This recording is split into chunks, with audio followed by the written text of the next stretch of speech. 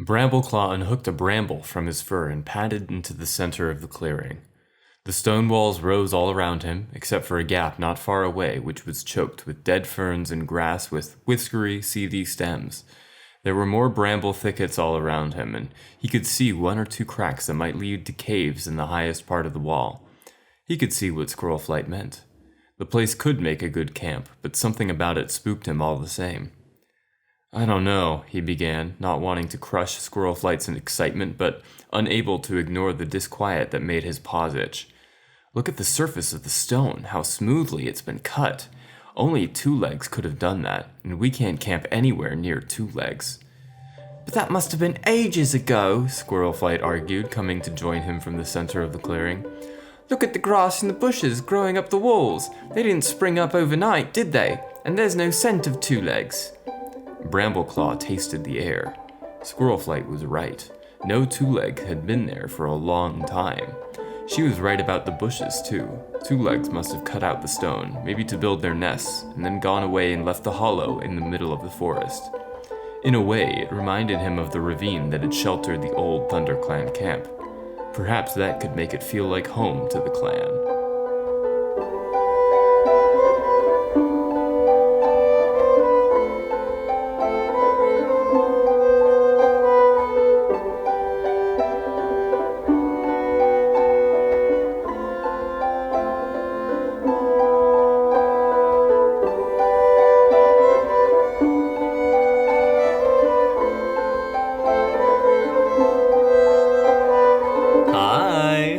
Spencer Grant, and you're listening to Fourtrees, a Warrior Cats community podcast. This week, I'm joined by Invader Fuzzytalon. They are an animator working on some really cool stuff, and we're here to discuss the book. What was this book called again? It was something stupid. It was like Starlight? Starlight. Are you sure that's right? Starlight. I'm assuming named after Starlight in the Moon Pool. Oh, yeah, that would make sense. God, that did happen, didn't it, in this book? Yeah, we're talking about one of like 3 events. I think that's like how it's supposed to be for the last half of the New Prophecy. It's been a long time since I've read these books, and the New Prophecy. I had like a good time in the beginning few, but I get the feeling that it's just downhill from here. I mean, the way that Warriors was originally set out, wasn't it like they meant to end it at dawn and they're like, actually, we should continue with arcs of 6 books each. So from Starlight onwards, it's just like, okay, we're doing whatever's happening now. It feels like they had like 2 good ideas and then they were like, all right, how are we going to make this last 400 pages? Yeah. I mean, props to them for that, because I can't make 2 good ideas last 1 page personally, and I think that's really impressive. No matter how much academic language I throw at it, I can only postpone the inevitable. So at the start of this book, the clan cats arrive at the lake, and it's like this big thing. Everybody's like, "Whoa, it's the lake! This is where we're supposed to be." And Brambleclaw, it takes a second to think about how sad it'll be that they won't all be friends anymore, but he accepts it as a necessity without a second take, because it is very important to these cats that their culture is predicated on starting race wars over no reason. Squirrel Flight becomes the first warrior to be named at the lake territory, while Mudclaw makes a power play on Tallstar's deathbed. Then the clan leaders send the Prophecy Cats and also Mistyfoot out to scout for new territory, and Brambleclaw's masculinity is threatened by Mistyfoot's competence for around 60 pages. He decides to take it out on Crowfeather by not showing any empathy to him whatsoever. When they come back, Brambleclaw finally gets his first taste of power as Mistyfoot allows him to describe the territories to the new cats. He's approached by Hawkfrost, who tells him that they should go bowling sometime. Squirrel Flight is mad because Hawkfrost is pretty clearly evil, but Brambleclaw defends him for some reason and allows it to drive a wedge between them. Leafpaw's squirrel sense is tingling, so she goes to investigate, but doesn't figure anything out, because we need to make this book last for another 400 pages. Hawkfrost threatens Mistyfoot's masculinity, and the cats bicker about finding the perfect spot to have their gathering. Mudclaw taunts Firestar, and Crowfeather taunts Leafpaw, and all the cats say their goodbyes and solemnly accept a return to the time-honored tradition of starting race wars over literally nothing. I can't stress enough how stupid that is. That night, Brambleclaw and Firestar are brought to Tallstar's deathbed by Barkface. Tallstar tells them he's discovered the whole race wars thing is stupid, and he wants One Whisker to be the clan leader so that Windclan will never get in a race war with Thunderclan again. Then he dies before anyone else can corroborate the story. Firestar goes to announce it, and the former Windclan deputy Mudclaw shows up with like a 2-liter bottle of Sprite and a bag of Doritos, and he's like, what, something happened? And then they tell him about what happened, and Mudclaw is like, oh, well, this sucks. And so he starts accusing basically half of Windclan of being traitors to Windclan, and then the other half back him up for some reason. And then One Whisker, who is now the leader, even though he didn't really want to be the leader, appoints a background character as his deputy. And I really like this part because the book actually pointed out the extent to which the background character was a background character. Okay, what else happened? Poison water. There was the poison water. I forgot about that. So that was, for some reason, a big plot point. Squirrelflight and Leafpaw were complaining about Hawkfrost, and then Leafpaw watches Mothwing poison everybody, and she's like, all right, whatever, I don't care, she's pretty. So then the clans part ways to their new territories, and everybody complains to Brambleclaw that the camp doesn't already have beds in like a fresh kill pile, and Mousefur got all poisoned because of Mothwing. And then Leafpaw has a prophetic dream that she ignores because that's how we do things now. I guess it's always how we did things, come to think of it. Prophetic dreams just never really factored into stuff. For some reason, you'd feel like... I kind of like the fact that she's just like, ooh, Lake of Blood. I don't like that, and just completely ignores it. You'd feel like these cats would eventually get genre savvy. Like, we had a little bit of that in the previous book where Squirrelpaw and Leafpaw were, like, hanging out together, and they were like, isn't all of this stupid? And Leafpaw was like, yeah. And then they didn't do anything about it for some reason, which I thought was cool. Let's see. There's more Squirrel and Brambleclaw drama, and by drama I mean they're both like Squirrelpaw is angry. Squirrelflight is angry at Brambleclaw, and Brambleclaw doesn't do anything about it except for think about how sad he is that Squirrelflight is angry at him and hang out with Hawkfrost for some reason. Even though that's like the reason. She told him that was the reason. I don't know. This relationship doesn't make any sense. So Leafpaw goes to Windclan to hang out with Crowfeather, who is, I guess, a love interest for some reason. And Brambleclaw gets irritated because he thinks that Firestar doesn't appreciate him, so he takes it out on his daughter and is like, I wonder why Squirrelflight doesn't like me anymore. It must be because I look like Tiger Star. Leafpaw goes to Windclan. She gets yelled at a whole bunch by Crowfeather multiple times throughout this book for no reason. One Whisker decides to give a bunch of territory to Thunderclan as thanks, and everybody criticizes his decision, including the Thunderclan cats, which seems a little bit like backhanded, but okay, whatever. Squirrelflight comes back. They all go back to Thunderclan. Squirrelflight talks to Leafpaw about Brambleclaw, and nothing happens. Brambleclaw has a Tiger Star dream with Hawkfrost, who has gone back from being obviously evil to being subtly evil, so it'll be easier for him to like radicalize teens on the internet. The clans go to the gathering and talk about really exciting stuff like borders and prey and who gets what. And then Squirrelflight breaks up with Brambleclaw as soon as he mentions that he thinks that Ben Shapiro made some good points, which is honestly good for her. The gathering ends and Mothwing talks about how she's a cat atheist despite all evidence to the contrary insofar as the existence of Starclan. Leafpaw is troubled by this, and she decides to go visit Crowfeather in his dreams to tell him to get over Feathertail. Then Spotted Leaf shows up. Leafpaw discovers the Moonstone Tombstone with Sorreltail, and she goes to meet Starclan, who's like, yeah, sorry, we took the wrong exit, we got stuck in traffic on the way back to the highway. Leafpaw tells Crowfeather, and she's like, hey, Feathertail said get over me. That was Feathertail saying that. She didn't say get over me, Leafpaw. She said get over her Feathertail so that you can date me, because that's the idea. Then they meet at the moon pool, and Leafpaw is given her medicine cat named Leaf Moonpool. Mistyfoot shows up in camp the following day and says like, hey, Hawkfrost and Mudclaw are staging a coup against One Whisker. And I didn't want to tell any of the other leaders about this for some reason, because Thunderclan, I guess, is the only clan that does anything anymore. So Thunderclan goes to help, fights them off. Leafpool is minding her own business. She gets knocked off of a cliff and is saved by Crowfeather.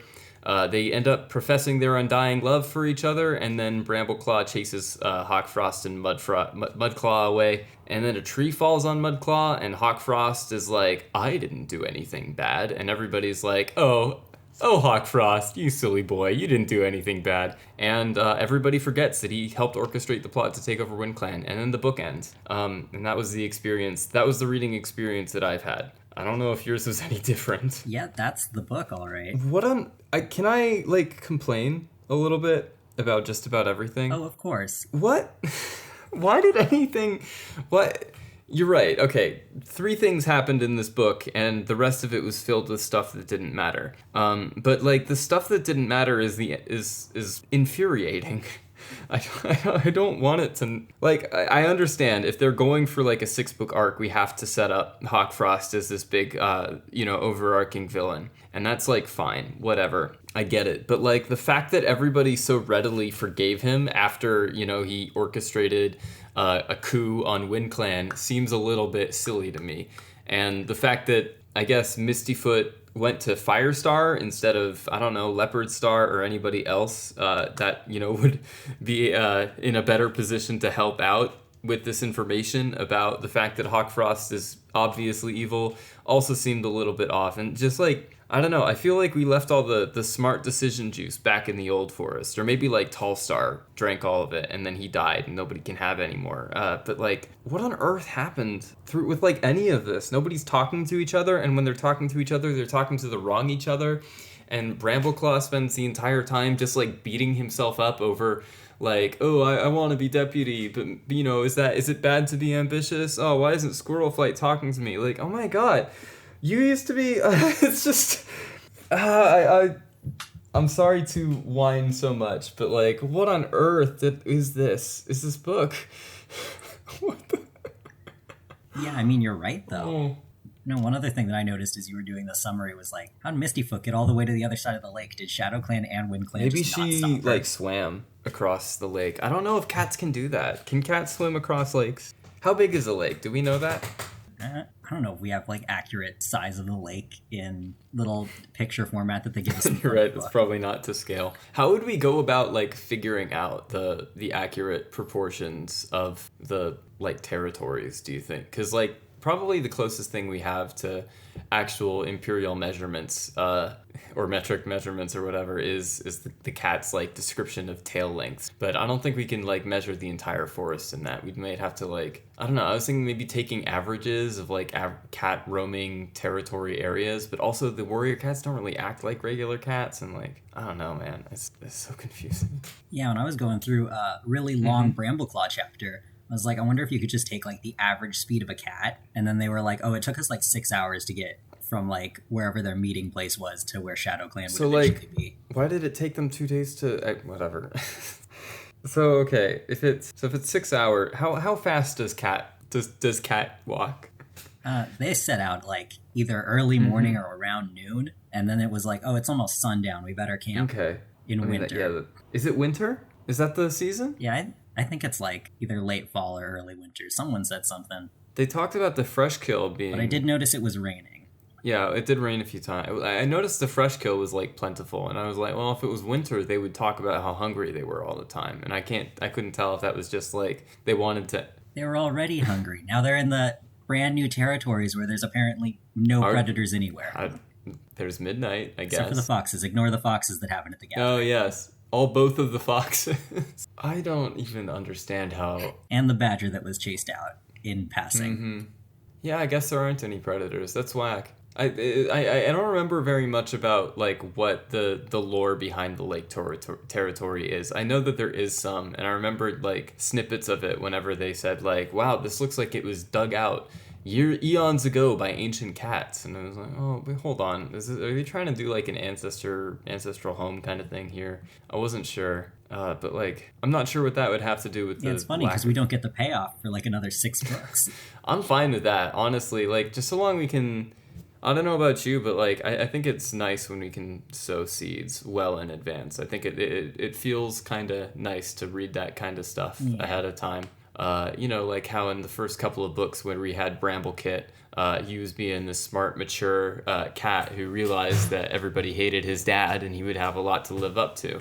And, that eventually matures into the extremely smart and extremely mature Brambleclaw that we have now, where, you know, he thinks about every problem through every side and he never has any personal issues whatsoever. You know, the kind of nuanced, slow character building. Of course. So, like, what else? If we were to approach this book from any angle, what else would there be to, like, write about? Because you're right. I think I heard the same source as you, and that you mentioned that, like, the books were supposed to have ended at the third one. But, like, say that you and I were given the task to rewrite this book from the very beginning, and, you know, the previous 3 books as is. How would you I don't know, recreate Moonlight to be a little bit better at the very least? Or, like, what would you would have liked to see in this kind of thing?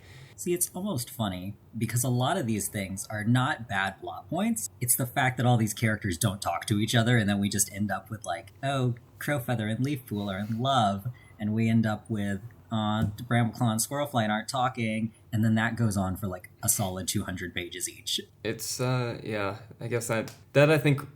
I mean, I understand the dramatic necessity for the characters to not talk, because I feel like a lot of what I got upset about is the very nothingness of this book. Like, the fact that, you know, there were border scuffles when people walked all of 5 paces outside of their new territories and stuff. But, like, also, I feel like, I don't know, would these books benefit from having more nuance, like, extremely nuanced, everybody is communicating, and there are, like, levels of, what's the word?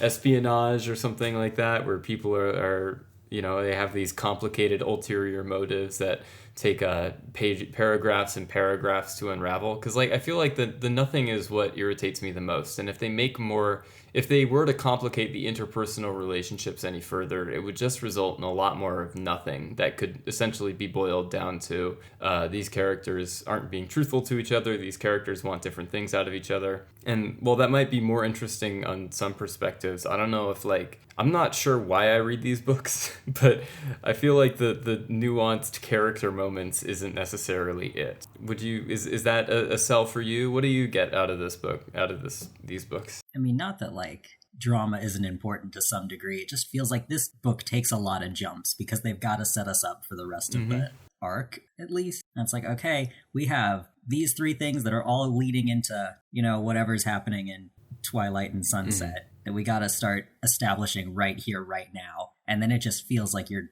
taking ridiculous jumps to get to the Leafpool Crowfeather, to get to the Hawkfrost Mistrust. I think ridiculous jumps is a very good way to phrase that romance. What was even happening over there? Like, I think, okay, my crack theory is that all of the ridiculous relationships in Warrior Cats are exclusively the doing of pheromones. Because I see absolutely no chemistry. Like, I vaguely knew it was coming because some of my previous guests had spoiled it whenever we were talking about it. But, like, I don't know, in the previous books, every time Leafpaw mentioned Crowfeather, Crowpaw, there was, like, I don't know, there was all of, like, one mention of how, you know, their fur brushed together like static sparks or some flowery language like that, and that was, like, it. Like, she didn't. I forgot. I was surprised. I think it's her first perspective chapter in this book. There's just, like, a solid page of her talking about Crowfeather. I'm like, okay, didn't remember this happening. Oh, I screenshotted that in my notes, actually. Her gaze was drawn to the lean, gray-black shape of Crowfeather. Of all the others, he was the hardest to understand. Leafpaw wished she knew him better, and I wrote, no, go back to being a lesbian.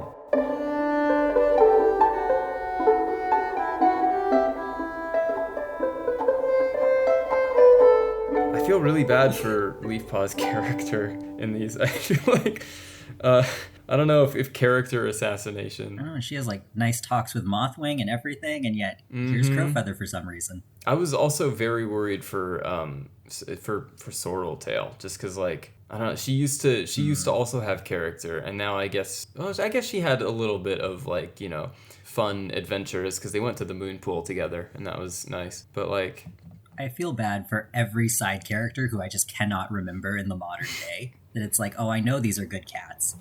What on earth did they do, and how long have they not been here? I think it's probably best in the Warrior Cats world to be a side character, because then you don't have to deal with any of the stupid tragedy that the main characters do, right? You're not being kept alive just for the fun of it. Okay, that's a good point. That is a good point. I just feel like, if what was I don't know, what was Mousefur's biggest problem in her entire life was probably that, or she caught a bad crow once, and it was rotted. No beds in the new territory.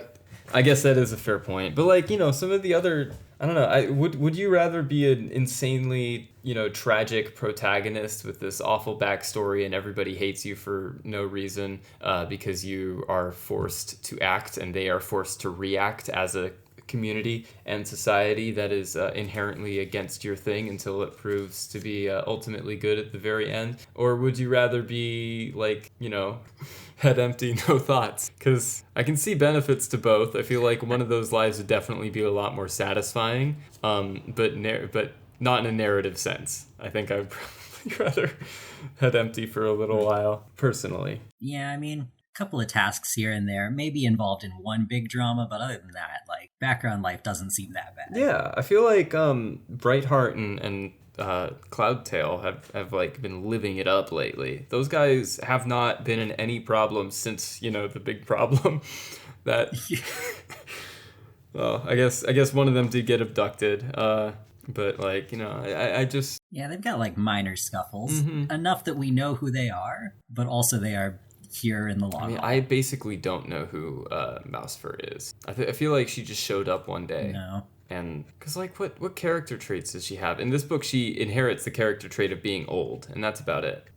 Yeah, she unlocks old in this book. That's cool. I guess she hit level 100. She can prestige now. But I just I guess not. Yeah, but I don't know where I'm freaking going with this. My brain is absolutely fried. Can I talk about what I was up to today? Do you mind? Oh, you're good. So I've been like working on this project where every week I do like a different overlay for live streams, because I think it would be a great way to build my portfolio and increase my chances of getting hired, because I don't have a freaking job and it's stressing me out. Understandable. And today I like basically everything went wrong. Like I tried to set up a fluid simulation and the fluid simulation didn't work, and I tried to do this and this didn't work, and I tried to update to a new branch and the new branch was unstable and it kept crashing 6 times in like 1 hour, and I was it's all done, but like I feel like my brain has completely rotted away. Need to give yourself a break pretty soon. Yeah, that's the plan, but first I gotta do a Warriors Cats podcast. That's the most important part of my life. First you gotta do this stupid cat podcast on Starlight. Oh my god, it's so dumb. Well, yeah, it's this book was really dumb. I'm not afraid to say it. Yeah. If nobody else will, I will stand up for my right to say that this book was absolutely stupid. Yep. Like this book was emblematic of the phrase subtext, never heard of her. Everything that like happened in this book had 2 sentences afterwards explaining it, which really irritated me. Like I feel like this is the epitome of when people say like, actually the new prophecy is not that good of a arc, and everyone is always quick to defend like, yeah, it was. Don't you remember the journey? It's like, okay, what happens after the journey though? Well, I guess if this book happens, I can say that the journey was definitely the high point. I feel like, I don't know, I guess I didn't appreciate the journey enough when it was happening. I miss things happening in this book. I miss, there was literally like a point where, I think it was after the Tiger Star dream, Brambleclaw was thinking to himself, and he was like, there are some things I cannot ignore, such as, where did Hawkfrost's ambition come from? Did he share Tiger Star's hunger for power at any cost? And I was like, is this like a 4th grade reading log? Like, what am I guess it is a 4th grade reading log. I probably did read some of these books in 4th grade for my reading log, but like still. I know I did a book report on Midnight in 6th grade. Really? In 6th grade? Yeah. I got into it a little bit late because that was like 2010, but Good for you, honestly. That's, I think at around, I don't remember when we stopped having to do book reports. I think it was like the start of high school, but like by then I had already proved myself to be a master of reading, and I was a big enough nerd that the teachers just believed anything I put down. So I stopped actually reading books because I was too busy reading Homestuck instead. Okay, mood, actually. Really? Boy, that's high school. Yeah, I guess it is. Then I remember that, like, junior year of high school where we were like, okay, our teacher made us do a book report just for the fun of it. But it was like, just pick a book that you've never read before. And I was like, okay, haven't read Tall Star's Revenge yet. And then it was like, do whatever you want for the book report portion. So I made a P&B in a week. And I'm never doing anything like that again because that was terrifying. Yeah, it sounds stressful as all get out, but like also good for you. Junior year, you were reading Tall Star's Revenge, huh? Yeah, because I had left The Last Hope because I bought it when it came out. And then like 2 weeks later, my friends spoiled it because they were faster readers than I was. So I put it down for like 3 years and then finally got back to it and was like, perhaps I should read books. I'm so sorry. I can't. You have my sincerest condolences. I think I was always the biggest Warriors Cats aficionado amongst my peers. Back when my peers were still interested in Warrior Cats. I kind of miss those times. They were simpler times. Yeah, man. But before, what was it? TF2, I think, distracted us. I'll say it. Video games.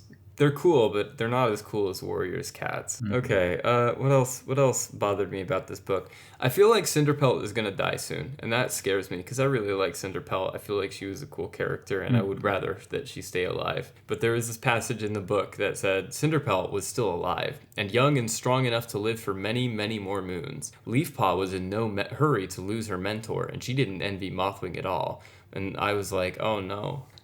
Oh, I love like those moments of like dramatic irony where even if you aren't sure what's going to happen, you're like, there's no way that they would have written this the same way. Exactly. That was basically Blue Star's prophecy, like the entire book of Blue Star's prophecy.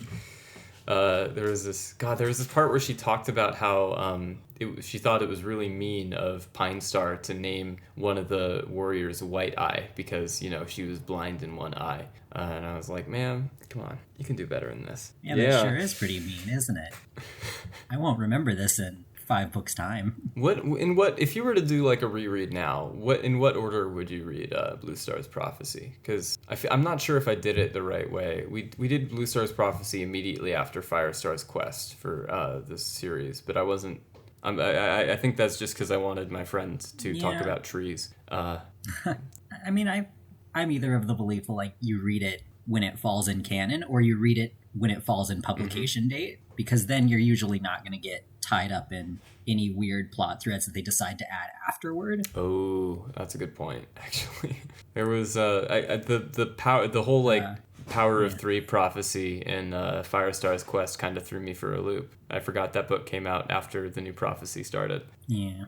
All right, I'll keep... So that's I'm of the general of either Blue Star's Prophecy would be read before you start the main arc, or it would be read, I think, directly after the main arc, because that's where it fell in publication. And also, Blue Star's not there anymore, so she can't say anything. This is true. Well, she's in Starclan now, so she might be able to, I don't know, go give some cryptic prophecy. Just a little. She's in Starlight briefly, if anyone cares about Blue Star. Little cameo in Starlight, about twice. I like my mom. I think she's a cool cat. I miss her sometimes. Like, honestly, if she was still kicking, man. I'm not saying that Firestar is a bad leader, but I will say that he's made some questionable decisions over the last few books. I think Blue Star is one of the few that's like, this cat is still okay in Starclan, as opposed to like Spotted Leaf and Yellowfang, who start to take that downhill slope real fast. I've come around on Spotted Leaf. I have freaking Spotted Leaf, man. I have so many thoughts about this stupid medicine cat that like died a million years ago. Like, why is she so obsessed with this guy? They talk twice. Like, I don't, whatever. I can't, there's nothing I can say that hasn't been said a million times before, but I do want to. But it must be pointed out every time. It has to, because like, it's just completely bizarre. Nothing about it makes any sense. Why does she happen? I wish I knew. Like, there has to be a better... The one mystery that'll plague us forever. There has to be a better, like, dead mentor character, at the very least. Like, I feel like, fine, we can use Spotted Leaf for the first couple of books, because she's got some significance to Firestar, but, like, after the books stop being about Firestar having cool adventures, like, why do his kids also get Spotted Leaf? Why can't, like, Leafpaw... I don't know, why can't somebody close to Leafpaw die? And then Leafpaw can start seeing them in their dreams. And maybe, you know, that'll be cool. Leafpaw will get to have a dead ghost friend as well. It won't just be Firestar or something. But, like, man. But this is our family ghost friend. I had her, and now you're going to inherit her. Is that how ghost friends work in this series? At this rate, probably. All right, that's good. Everyone gets Tiger Star, or you get Spotted Leaf. You pick one or the other. That does not feel like a great, like, binary. I wish that I don't know, if we had like, I don't know, Frostfur in the mix or something like that, like a nice background character cat that we could hang your hat on to tell me to have my head empty and not to worry about stuff. I feel like that would be great. I miss the fact that there's no one like White Storm, Lionheart. I feel like those would be good ghost cats. I would want them. Absolutely. Nobody's talked about Lionheart in about 12 books, and it makes me very sad. He was a good guy. He was good to my son Greystripe, who is still missing and will never come back, which is a shame. No. Not confirmed dead, but also not here, which almost feels like a foreshadowing, now that I say it, to something completely unrelated. But, you know. I don't know anything. If there's anything that this has taught me is that I don't... Anything that happens in these books is beyond my control, and I will not deign to understand it.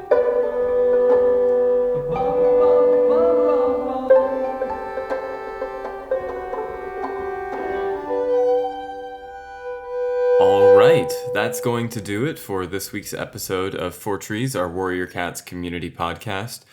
Before we go and do our outro and stuff, I just want to say that we've got some pretty cool stuff happening, or at least I've got some pretty cool stuff happening with my own channel over the last couple of weeks. If you're following us on YouTube, you might want to check those out. It's not necessarily Warrior Cats related, but I've been doing a small video series about designing motion graphics for live streams and stuff, and I'm just about to finish that project.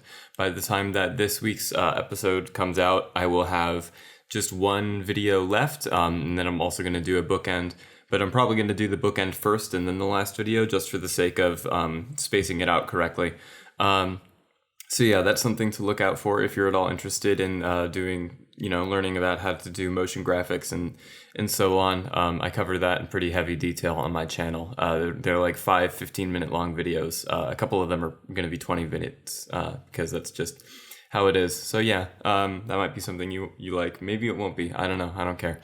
But yeah, until then, thank you so much for listening to Fourtrees, our Warrior Cats community podcast. I've been your host, Spencer Grant, and I'd like to thank our guest, Invader Fuzzytalon, for joining us for the last little while. You have been an absolute pleasure to have, and I'm so happy that you didn't seem that perturbed by my inane ramblings that day. Or maybe you did, and I just can't hear it. We'll see. Fourtrees is recorded live in front of the studio audience here at Druid's Hollow Studios in Bristol. Our theme was composed and performed by Spencer Chopin Grant and mixed by Alex Turner. Our graphics and 3D assets were designed by Spencer Diablo Grant, and our editor is Spencer Pagliacci Grante. The Warrior Cat series, in case you haven't heard, is written by Erin Hunter and distributed by HarperCollins. Please support the official release. You can find us at the web at spencergrant.co.uk/Fourtrees or wherever you get your podcasts. You can find our YouTube uploads with auto-generated subtitles and audio visualizations at youtube.com/SpencerGrant. Again, I've been Spencer, and you have been beautiful. Bye!